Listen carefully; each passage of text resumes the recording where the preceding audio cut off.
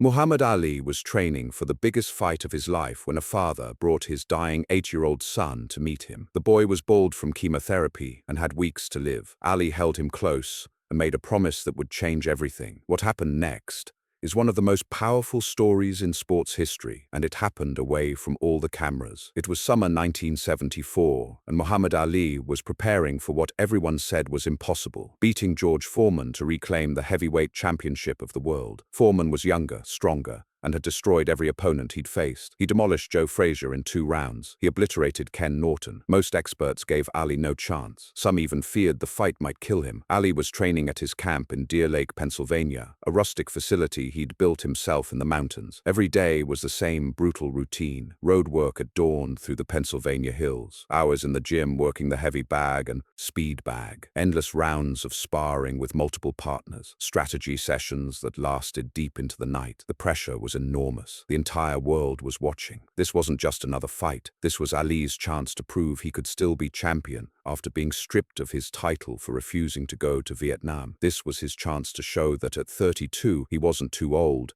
wasn't washed up, wasn't finished. This was redemption. This was resurrection. This was everything. On this particular day in late July, Ali had just finished what his trainers called one of the most punishing training sessions they'd ever witnessed. He'd gone 12 hard rounds with 3 different sparring partners. He was exhausted, drenched in sweat, his body screaming for rest. He was walking toward the locker room when Gene Kilroy, his business manager and close friend, approached him with a concerned look on his face. "Champ," Kilroy said, keeping his voice low so others wouldn't hear. "There's a father here with his son. The boy is very sick, terminal cancer, leukemia. The doctors have given him only a few weeks, maybe less." The father drove all the way from Ohio, hoping maybe, just maybe, you might have a minute to say hello to the boy. "I know you're exhausted, and I can send them away if you want." Kilroy didn't need to finish. Ali had met hundreds of sick children over the years. Each encounter broke his heart a little more, left him feeling helpless against an enemy he couldn't fight with his fists. But he never said no, never turned anyone away, never made a sick child feel like they were an inconvenience or a burden. "Where are they?" Ali asked, his exhaustion suddenly forgotten.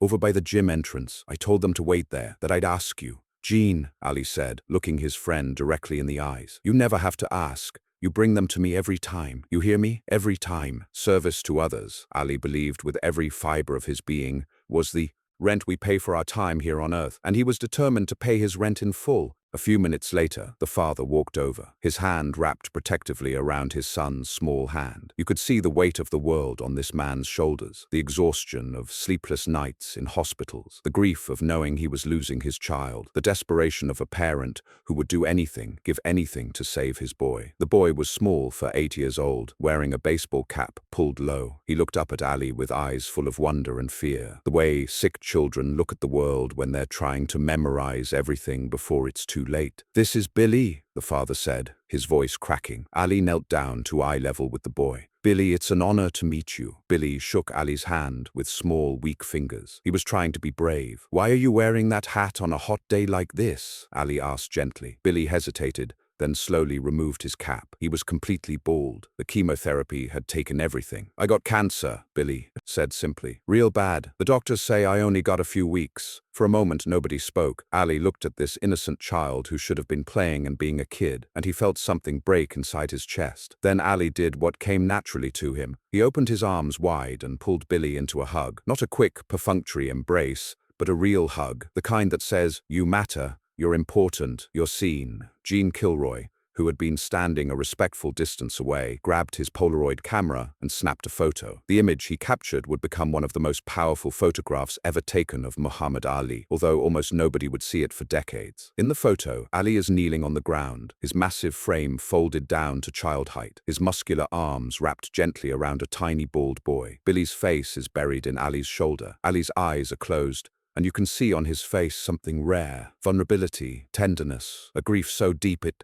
transcends words. They stood like that for what felt like forever, but was probably only a minute or two. Billy buried his face deeper into Ali's shoulder, and Ali just held him, one hand cradling the back of Billy's head where hair used to be, the other arm wrapped protectively around the child's fragile body. Around them, the camp had gone quiet. The other boxers, the trainers, the hangers-on who were always at training camp, everyone had stopped what they were doing to watch this moment. Several people were crying. Even the toughest guys in the camp, men who'd seen every kind of violence in the boxing ring, were wiping their eyes. Billy's father had turned completely away now, his shoulders shaking as he sobbed quietly, overwhelmed by the kindness this famous man was showing his dying son. When they finally separated, Ali kept his hands on Billy's shoulders and looked directly into his eyes. "Billy, you know what I'm about to do, right? You're going to fight George Foreman." "That's right. And you know what everyone says?" Billy nodded. "They say you're going to lose." Ali smiled. "Yeah, they say I'm too old, too slow. They say Foreman's going to knock me out. But you know what?" "What?" Billy whispered. "I'm going to win. You know why? Because I decided it. When Muhammad Ali decides something, it happens." Billy managed a small smile, the first real smile his father had seen in weeks. Then Ali leaned in closer, like he was sharing the most important secret in the world. His voice became softer, but somehow more intense. "Billy, I'm going to make you a promise,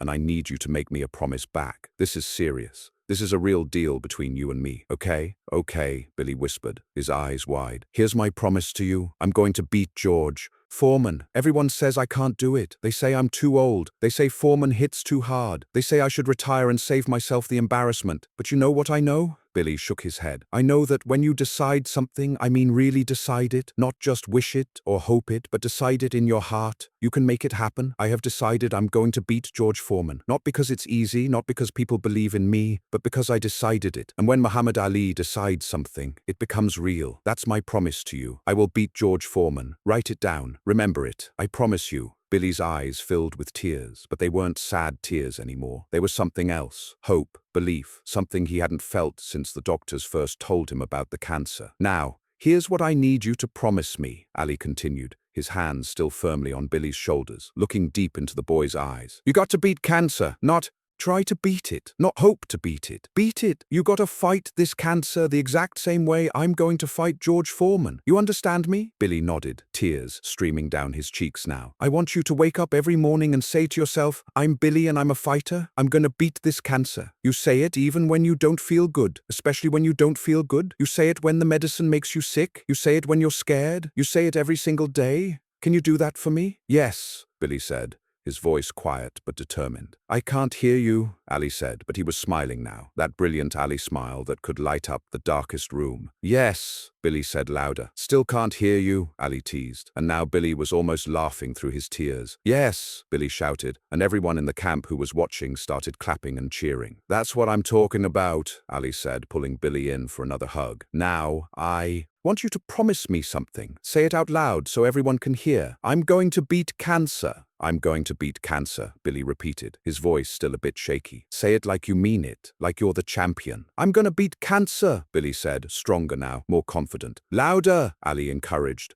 and the whole camp joined in, clapping and cheering. "I'm going to beat cancer," Billy shouted at the top of his lungs, and the sound of it, this tiny, sick boy declaring war on his disease, brought tears to every eye in that training camp. Ali grinned. "That's right, you're gonna beat cancer, and I'm gonna beat George Foreman. We're both winners, Billy, both champions." Gene Kilroy captured another photo. Ali and Billy looking at each other, both smiling, both believing. He printed 2 copies, one for Billy's father, one for Ali to keep. As Billy and his father left that day, something had shifted in Ali. Gene Kilroy saw it in the champion's eyes. "What are you thinking, champ?" Ali was quiet for a moment. Then, "I got to win this fight, Gene. I got to win it for that little boy." For the next several weeks leading up to the fight in Zaire, Ali kept Billy's photo in the most prominent place in his training quarters. He tacked it right next to the mirror where he shadowboxed every morning. Before every single workout, without fail, he would touch that photo. Before every brutal sparring session, he'd look at it. When the doubt crept in during the darkest hours of training, when his body ached, when the younger sparring partners were getting the better of him, when the press was writing him off as a has-been, when the fear whispered in his ear that maybe everyone was right, maybe he was too old, he would stop what he was doing and stare at that photo. He'd look at Billy's face, at that brave smile, at those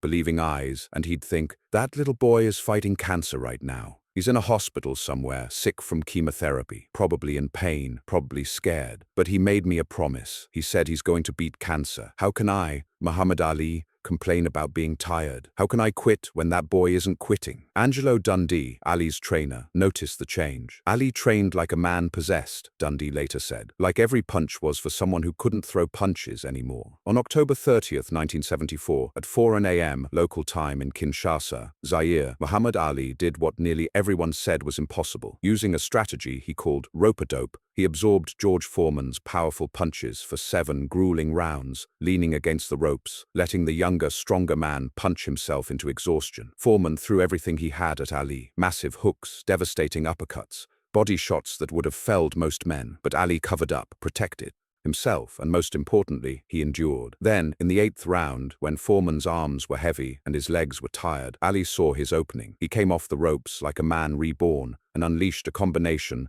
that sent George Foreman to the canvas. The referee counted to 10. The fight was over. Muhammad Ali, at 32 years old, against all odds, was the heavyweight champion of the world once again. The arena in Kinshasa exploded in celebration. 60,000 Africans chanting Ali Bomaye, which means Ali, kill him, went absolutely wild. The entire world, watching on closed-circuit television and delayed broadcasts, was in shock. He'd done it. The comeback everyone said was impossible had just happened. In the immediate aftermath, in the chaos of the ring, as people swarmed Ali, as reporters shouted questions, as his cornermen lifted him on their shoulders, Ali's first coherent thought was about Billy. About a week later, Gene Kilroy got a call, Billy's father. "Billy passed away yesterday," the man said, his voice shaking. Kilroy's heart sank. "I'm so sorry. But Billy watched the fight from his hospital room. When Ali won, Billy was so happy. Despite the terrible pain, he kept saying he did it. Ali kept his promise." The next day, Billy slipped away. The father paused. "We put that photo in his casket with a note. You're going to beat cancer and I'm going to beat George Foreman." When Kilroy told Ali, the champion broke down crying. "I did it for him," Ali said through tears. "Every punch, I did it for Billy. He knew, champ. He watched you win." Ali shook his head. "But he didn't beat cancer." "Yes, he did," Kilroy said. "He fought brave. He didn't give up. He watched you win before he went. That was his victory.